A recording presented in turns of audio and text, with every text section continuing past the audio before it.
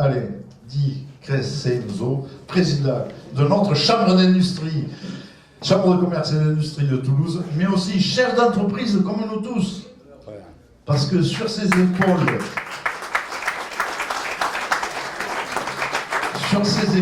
carrées, Alain Di Crescenzo porte plus de 370 collaborateurs, avec un chiffre d'affaires de 25 millions d'euros, plus de 30 000 clients, de la très petite entreprise aux grands industriels, et plus de 56 000 licences de logiciels diffusées sur tous les continents.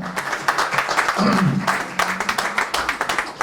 et messieurs, Monsieur le Président, cher ami, Monsieur le Président, je ne sais pas si tu n'es pas président, mais tu vas être commercial d'IGUXA, où tu as tellement bien fait l'article, mon ami, que si tu n'es pas trop exigeant en termes de salaire, mais écoute, je peux t'embaucher. Bon, écoutez, je suis très heureux d'être là.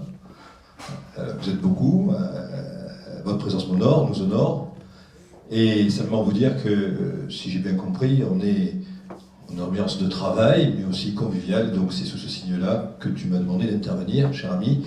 Je te remercie d'abord de d'avoir pensé à moi, et puis vous remercie toutes et tous pour l'organisation de ce que vous faites. Vous êtes une belle soirée, et cette belle soirée de club du CDE met un petit peu en mémoire pourquoi nous, Chambre de commerce, nous travaillons beaucoup avec vous, avec les réseaux d'entreprises. On travaille avec vous parce que vous apportez quelque chose aux entreprises. Alors, mon ami l'a déjà dit, mais je vais vous le dire peut-être avec d'autres mots. Première chose, c'est que ce que vous faites, c'est que vous luttez contre l'isolement du chef d'entreprise. Effectivement, j'ai un peu grandi, et je peux vous dire que tout au long de ma carrière, la plus grosse difficulté que j'ai eue, c'est d'être seul. C'est pour ça que j'ai lutté, c'est pour ça que j'étais dans des réseaux, c'est pour ça que je suis dans les chambres de commerce, parce que seul on ne vaut rien, et en groupe on veut beaucoup. Et bien plus que l'addition des savoir-faire qui sont ici présents. Deuxième chose que vous faites, c'est que vous jouez collectif, comme au rugby, comme Codornier. Et la troisième chose, c'est que vous faites du business. Des fois, les politiques parlent de business, j'ai l'impression que c'est un truc impropre, un truc qu'il ne faut pas faire, mais le business c'est bien, surtout continuez à en faire. La deuxième chose que vous faites pour nos chambres de commerce, qui est très important, je suis plus égoïste et je me regarde un petit peu, c'est que vous êtes des éléments extrêmement stratégiques pour nous. Parce que vous me remontez, vous, les dirigeants, ceux qui sont à la gouvernance des clubs d'entreprise, des réseaux d'entreprise, le besoin des entrepreneurs. Moi, je regarde sur la Haute-Garonne, j'ai 55 000 établissements, un des départements les plus grands de France. On ne peut pas rencontrer 55 000 entreprises, je voudrais, mais j'y arrive pas. Et par contre, les 150 réseaux d'entreprises qui sont sur le territoire permettent de factoriser la demande et aussi de faire passer mes messages. C'est pour ça qu'on se bat au quotidien avec vous. C'est pour ça que je suis heureux d'intervenir et que je fais le maximum pour être auprès de vous quand vous avez besoin de moi et même pour vous faire passer quelques messages. Alors cette notion de réseau, de territoire, etc., vous l'avez bien compris, et là vous êtes en anticipation. Parce que vous êtes déjà Midi-Pyrénées, Languedoc-Roussillon. Nous, on n'est pas encore, on va se mettre un peu, chez nous, un peu différemment, on va se mettre un peu à la castagne, j'y reviendrai, parce que, évidemment, il n'y aura plus qu'une chambre de région, donc il y a beaucoup de prétendants, etc., donc ça va faire du sport, ça restera correct. Mais dans les regroupements, si vous voulez, on va s'expliquer un petit peu, et c'est pas mal, parce que ça fait du bien de s'expliquer, moi je suis un ancien sportif aussi, donc ça fait du bien. Cette grande région, que vous avez déjà mobilisée ou modélisée de votre côté, c'est un atout pour nos entreprises. Je vais vous donner quelques éléments caractéristiques de cette grande région, et vous allez voir que quelque part ça nous fait sauter une étape, mais surtout c'est des éléments qui vont nous permettre de faire plus de business. 5,6 millions d'habitants, ça pèse, c'est un pays. Et quand je me rapproche du pays, je vais vous dire ce que ça représente en termes de superficie. Globalement, on va être aussi grand que l'Autriche. Ça veut dire quelque chose. Un peu emmerdant quand même compte tenu des infrastructures, c'est qu'il va falloir à peu près plus de 5 heures pour traverser, pour faire joindre les points les plus éloignés. Ensuite, elle a une position stratégique. On l'oublie souvent. Nous avons deux éléments touristiques et d'attractivité incontournables qui s'appellent la Méditerranée et les Pyrénées. Surtout, n'oublions pas ça. J'espère que quelque part, quand on parlera du nom de la région, on se rappellera de ça. Parce que ça, c'est connu du point de vue international. Ensuite, elle a une autre position, elle est à la jointure entre le nord et le sud. Et enfin, elle est à l'interface avec l'Espagne. C'est quand même quelque chose d'important. Positionnement stratégique. En termes de PIB, 144 milliards d'euros, ça veut tout dire et rien d'autre. Ça sera la 6e région de France. Et on sera dans les 20 premières régions européennes. Ça veut dire que chaque fois qu'on parle de la Catalogne, etc., avec l'effet de levier que ça peut avoir, ben ça veut dire qu'on aura un effet de levier considérable à condition qu'on sache utiliser l'argent public, mes amis. Mais ça, il va falloir en parler avec mes collègues du Gers, là-bas. Ça, il va falloir qu'on y travaille un peu mieux, hein, sur l'éducation de certains. Et surtout, si vous voulez, nous, les entrepreneurs, qu'est-ce qu'on a en face de nous? On va passer de 100 000 entreprises en Midi-Pyrénées à 240 000 entreprises, établissements, entre Midi-Pyrénées et Languedoc-Roussillon. Ça, c'est du business. Ça, c'est de la force entrepreneuriale, à condition qu'on sache la mailler. Si on ne sait pas la mailler, on ne va pas gagner plus. À condition qu'on sache gérer un territoire. Si on ne sait pas gérer, on ne va pas faire mieux. Et enfin, ce que je vous dirais, c'est que nous avons des additionnalités, des complémentarités. On a une forte région Midi-Pyrénées, il faut être honnête. Une région Languedoc-Roussillon un peu moins forte du point de vue du PIB. Mais elle a des valeurs complémentaires. Elle a des éléments très importants. Nous avons l'aéronautique. Très bien. L'espace. Très bien. Mais on sera le premier bassin viticole au monde. Quand je vois l'évolution de nos vins, et on peut en parler, là, les gens de Minervois, le collègue, là où tu es toi. Où tu es toi, qui m'a fait boire avant que je vienne, tu es au fond, d'accord? Tu bois. Ben, il y a des vins de qualité, il y a des vins qui peuvent rayonner au niveau mondial, il n'y a pas de raison de se faire tirer les croupières par des vins chiliens ou par des vins sud-africains, on a de la qualité chez nous. À condition qu'on se mette en marche. Il y a le tourisme aussi. Et là, si vous voulez, c'est ce que nous apportent nos collègues. Et après, il y a les additionnalités. Ça veut dire que 1 plus 1 sera supérieur à 2. Je vous donne des éléments assez divers. La santé et les biotechnologies, fondamentales de santé. Nous, on est bons sur le cancer, ils sont bons dans l'immunologie. On a 2 CHU très forts. Ça, on a des sociétés de biotechnologie qui peuvent nous pousser au niveau mondial. C'est une opportunité pour nous. L'agroalimentaire. Premier employeur du territoire global. Je vous cite aussi le numérique que je connais bien. J'ai vu un jeune qui fait du numérique qui s'appelle Campari, je ne peux pas l'oublier ce jeune. Où il est le jeune Campari? Il est là, le jeune Campari. Et donc, simplement, il y a 70 000 collaborateurs qui travailleront dans la nouvelle région sur les TIC, avec sans doute le meilleur bassin mondial dans le domaine des objets connectés. C'est quelque chose qu'il faut mettre en évidence aussi. Tout ça, mes amis, fait que si on arrive à mettre tout ça en musique, nous avons un projet ambitieux. La seule chose qu'il faut, et sans aucune critique d'un homme d'entreprise envers des femmes et des hommes politiques, c'est qu'il faut que cette politique se mette en marche.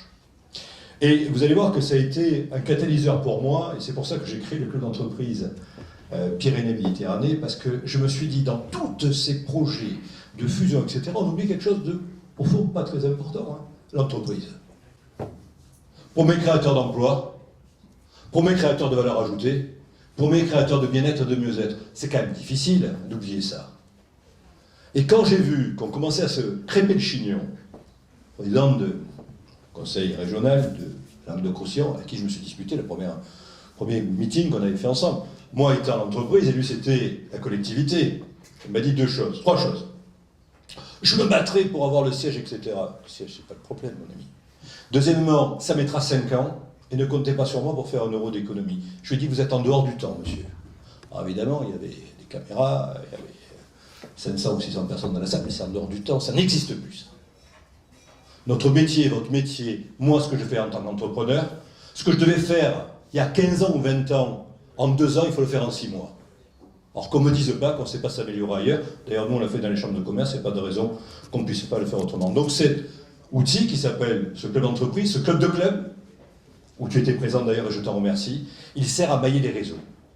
Et vous voyez, si on arrive à mailler tous les réseaux, si on arrive à mailler au mieux ces entreprises, quelque part, on va lutter contre l'isolement, on va chasser en meute, et on va gagner de l'argent, on va faire des affaires. Et une entreprise, c'est fait pour gagner de l'argent, c'est fait pour faire des affaires. Il faut le rappeler aussi de temps en temps, parce qu'autrement on ne paye pas d'impôts, on n'embauche personne, etc. C'est pas rigolo pour les uns et pour les autres. Voilà, donc moi je ne veux pas qu'on oublie les entreprises. Alors simplement, j'en arrive à vous parler 2 minutes des CCI, si vous voulez, parce que quand on parle de grandes régions, je ne veux pas qu'on oublie une chose, le terrain, comme dans nos boîtes. Si vous n'avez plus connu holding, mes amis, le business ne se fait pas. Et je voulais simplement rappeler quelque part qu'on se remette les pieds sur terre, et qu'on reparle des actions de terrain dont on a besoin au jour le jour, de l'accompagnement de nos entreprises, qui sont sur des marchés difficiles où les donneurs d'ordre sont de plus en plus exigeants, et on peut les comprendre, mais enfin c'est exigeant, où on nous fait baisser nos prix, où on a une fiscalité qui est un peu confiscatoire là-dedans, ça veut dire qu'il faut se battre. Et surtout pour se battre, il faut qu'on nous donne des outils, et moi je suis là pour vous donner des outils. J'en arrive à la Chambre de commerce, que j'ai la chance de présider, avec mon ami vice-président, qui est aphone, c'est pour ça qu'il ne parle pas, il ne parle plus ce soir. Donc pour vous dire que, simplement, avec cette chambre de commerce, on a essayé de faire une petite révolution au niveau de la Haute-Garonne et de Midi-Pyrénées, pour faire quelque chose de plus offensif, de plus agressif, de plus présent sur le terrain. Je vous donnerai quelques chiffres, mais seulement 2 petits mots peut-être sur ce qu'est une chambre de commerce, parce que je ne sais pas si tout le monde est au courant de ce que c'est. Ça a été ma première frustration, et je peux vous dire que j'en ai fait des kilomètres, je suis allé voir des boîtes, je rencontre en rendez-vous annuel 80 entreprises par mois, plus tout ce que j'ai à faire à côté, donc pour essayer de faire passer le message. Simplement vous dire que ce sont des établissements assez sympas, puisqu'ils sont assez historiques. Je vais vous donner une phrase qui résume ce que sont des chambres de commerce. Henri IV les a rêvées. Henri IV, il avait créé des assemblées pour veiller aux commerçants. Vous savez, ça commençait à arriver, les commerçants, il se dit, hop, ils gagnent du pognon, il faut qu'on les surveille.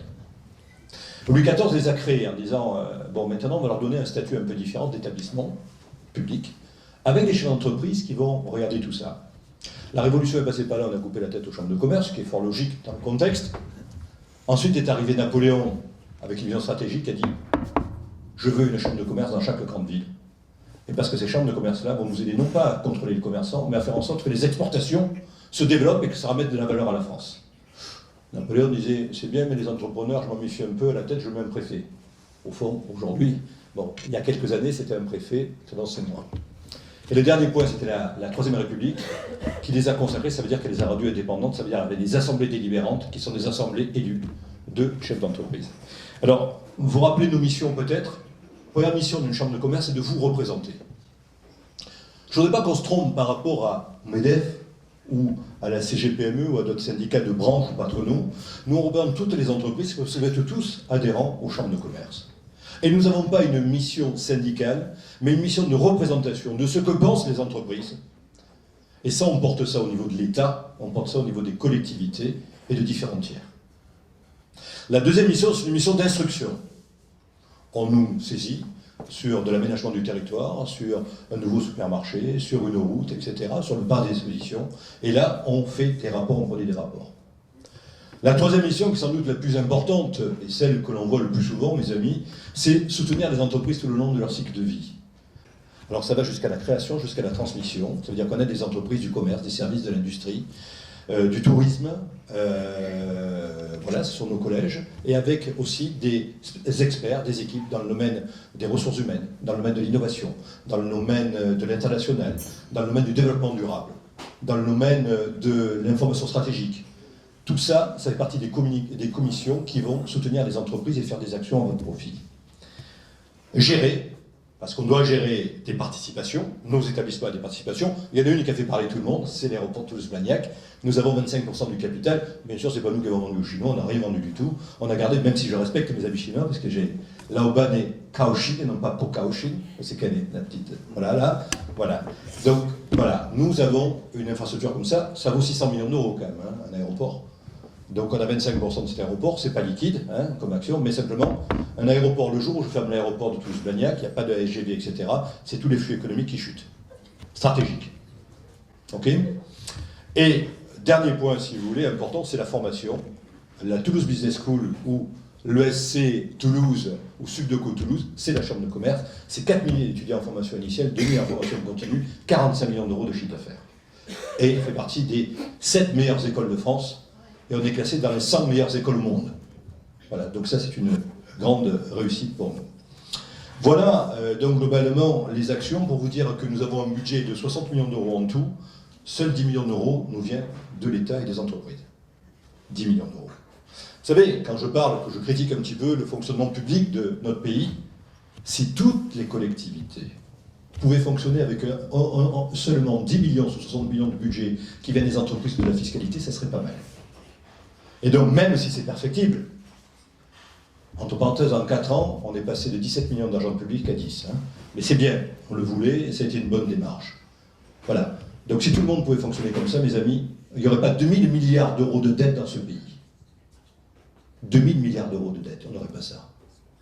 Voilà. on n'aurait pas ça. Simplement, ces intérêts de la dette qui nous tuent chaque année, on les investirait dans des routes, dans des écoles, dans des universités, dans de l'innovation, dans de l'entreprise. Si on pouvait faire un peu d'économie, ce serait pas mal. Vous dire après, en termes d'opération, donc on fonctionne, on a 52 élus, on a des conseillers techniques, je vous parlerai des élections. Vous dire qu'on a, au niveau de la Chambre de commerce, de l'appui aux entreprises, hors enseignement, on a à peu près 130 collaborateurs. Il y en avait 170 au début, quand on est arrivé en mandature. Et il y a 250 personnes en plein temps qui travaillent à l'école de commerce, plus à peu près 1 millier de personnes qui interviennent. Et je finirai simplement pour vous donner quelques idées des actions que nous déployons au jour le jour. Sur 2015, nous avons accompagné 4000 entreprises et 1000 porteurs de projets. Nous nous sommes déplacés en entreprise à peu près sur 2000 rendez-vous. Nous avons accueilli 20 000 participants à nos opérations collectives. Nous avons effectué 26 000 formalités. Nous avons signé 3 000 contrats d'apprentissage et on a créé un tout nouveau centre de contact client. On a récupéré 80 000 appels dans l'année. Et donc, pour vous donner une ordre d'idée, on a évidemment un système qui permet de mémoriser les appels et de regarder les temps d'attente. On est à moins d'une minute de temps d'attente. Voilà globalement ce que fait une chambre de commerce. Je ne vous dis pas que c'est bien, je vous dis que c'est amélioré et il n'y a pas de raison que ça ne continue pas parce que, quelle que soit la baisse fiscale que nous ayons, vos besoins ne baissent pas. Et moi, je suis là pour faire en sorte qu'on réponde à vos besoins. Ce que je vous disais, c'est par rapport à ce que j'ai fait en 2015. Je voudrais vous parler de 2016 un petit peu. Permettez-moi de vous donner 2 éléments d'économie parce que je veux que nous ayons la pêche dans ce pays. J'en ai marre qu'on se fasse du French fishing. On se tue tout seul, on se tire tout seul des balles dans le pied. On a un beau pays, on a des beaux jeunes, on a des savoir-faire extraordinaires, on a de belles boîtes, on n'est pas aidé par la fiscalité, je suis d'accord. On n'est pas aidé par le coût du travail, je suis d'accord, mais on ne va pas s'arrêter là. Et ce que je veux vous dire, c'est que 2016, il y a des éléments économiques qui sont plutôt positifs. Et il y a 2 éléments sur lesquels je voudrais vous donner des informations. C'est ce qui se passe au niveau européen, si vous voulez bien, et bien sûr au niveau français. Alors à la Chine, on passe parce que ça fait chuter les bourses, le pétrole qui baisse, etc. Oui, d'accord, mais regardons l'économie réelle, claire, nette et précise, et regardons les fondamentaux européens et français. Européens. Avec cette parité euro-dollar au niveau européen, les entreprises qui exportent, qui créent donc de la devise chez nous, surperforment et vont encore surperformer parce qu'il n'y a pas de raison que ça bouge, parce que globalement, tout le monde se tient par la barbichette là-dessus. Ce que je veux vous dire aussi, c'est que par rapport à l'investissement des entreprises européennes, ça va s'accélérer et nous attendons une demande des pays émergents supplémentaires. Et ce que je veux vous dire aussi, c'est que les entreprises vont pouvoir encore plus investir. Vous le savez, il y a des taux d'intérêt très bas. On n'a jamais vu des taux d'intérêt aussi bas que ça, avec un peu de reprise, et avec la capacité à s'endetter, et avec des taux très bas, ça veut dire que quelque part, on va relancer l'investissement industriel. C'est toutes les prévisions que nous avons. Et pour vous dire qu'au niveau européen, nous aurons aussi une petite baisse du chômage. Au niveau français, bien sûr, la consommation va suivre. Au niveau français, les prévisions qu'on a sur le premier trimestre, deuxième trimestre 2016, c'est à peu près 0,4% de croissance. Ça veut dire qu'au bout d'un semestre, on sera à 1% de croissance du PIB acquis. On a fait 1,1 en 2015. Alors évidemment, il ne faut pas qu'il y ait des centaines de bombes qui explosent, etc. Mais si tout se passe comme ça doit se passer, on repart dans la consommation. L'alignement de planète que vous connaissez avec des taux d'intérêt plus bas, des prix des hydrocarbures plus bas, qui nous donnent du pouvoir d'achat, vont faire que si on a le moral, si j'arrive à vous donner la pêche, si on arrive enfin à vous donner la pêche, à nous donner la pêche d'investir, eh bien ça va suivre. Et nous aurons une petite baisse du chômage, sans compter, si vous voulez, le plan annoncé par le président de la République des 2 000 € qu'il va donner pour les embauches en CDD de longue durée ou de CDI. Voilà, tout ça, mes amis, il faut le transformer sur nos territoires, et on a tous les atouts pour le transformer en Haute-Garonne. Et je peux vous dire que moi, en 2016, sur la Chambre de commerce, on ne lâchera pas tous les efforts, même si nous sommes en année d'élection, je vais vous en parler. Parce que, élection ou pas, l'entreprise n'attend pas. Et on sera sur le terrain avec vous pour vous accompagner et pour vous défendre dans les missions qui sont les nôtres. Alors, 2016, ça sera une année stratégique pour les entreprises, vous avez compris, on va basculer un peu sur l'économie, à condition qu'on y aille tous. Ça sera aussi une année importante pour les chambres de commerce parce qu'on va rentrer en élection. Bon, vous savez, moi j'ai un bon travail, etc. Je ne vais pas vous parler de moi, je vais vous parler de nous. Il faut que vous alliez voter, peu importe pour qui vous allez voter, s'il y a plusieurs listes, etc. Pourquoi? Parce que seul le vote nous légitime. ou nous légitimise. La légitimité pour vous défendre, pour parler de vous, pour aller voir le préfet et lui dire attention, battez-vous pour ces affaires de canards. Arrêtez de faire le jeu des gros par rapport aux petits, vous allez flinguer une économie et un département. Si je représente 10% des entreprises à me dire écoute, c'est bien gentil, je t'aime bien, tu parles bien, mais t'es pas représentatif. Ne nous laissons pas faire. Donc ce qu'il faut, c'est que nous ayons des élections mobilisatrices. La légitimité de vous représenter, la légitimité de vous défendre. Ça ne viendra pas de la personne qui sera élue, il faudra qu'il soit bien ou qu'il soit bien, etc. Ça viendra de votre vote, et là, je compte sur vous, faites voter, votez dans vos entreprises et faites voter, peu importe la personne. Ça sera entre le 20 octobre et le 2 novembre, et nous avons besoin de vous pour vous faire entendre et nous faire entendre. Si ce n'est pas les entreprises qui portent votre voix, qui ça va être? Si ce n'est pas une chambre de commerce, si ce n'est pas un plan d'entreprise, si ce n'est pas le MEDEF, ça va être des gens qui n'ont jamais travaillé. C'est un peu con, quand même. On peut faire mieux. Et c'est là-dessus, si vous voulez, que je voulais vous sensibiliser. J'en arrive, si vous voulez, à la fin à ma conclusion pour vous dire que je vous remercie. Vous allez me poser des questions sans doute et je serai à votre disposition. Moi, vous savez, je me suis battu toute ma vie, je sors d'un milieu assez modeste, etc. Tout ce que j'ai gagné, je l'ai gagné avec le travail, bien sûr, ma famille, etc., avec mes pères. C'est-à-dire vous. Parce que quand je suis avec vous, quand on est ensemble, on se sent plus fort, moi je me sens en sécurité. Voilà. Continuez à être fédérés, continuez à vous déployer, y compris en langue de conscience, je voudrais vous dire bonjour, on en a parlé aussi. Et surtout, soyez fidèles à vos convictions d'entreprise, soyez fiers d'être des entrepreneurs. C'est une belle mission, c'est un beau métier. Et moi, si vous voulez, quand je ne fais pas de la chambre de commerce, je fais de l'entreprise et j'essaie de faire en sorte que les chambres de commerce soient une entreprise. Merci de votre attention et puis je vous dis à tout à l'heure. Merci à vous.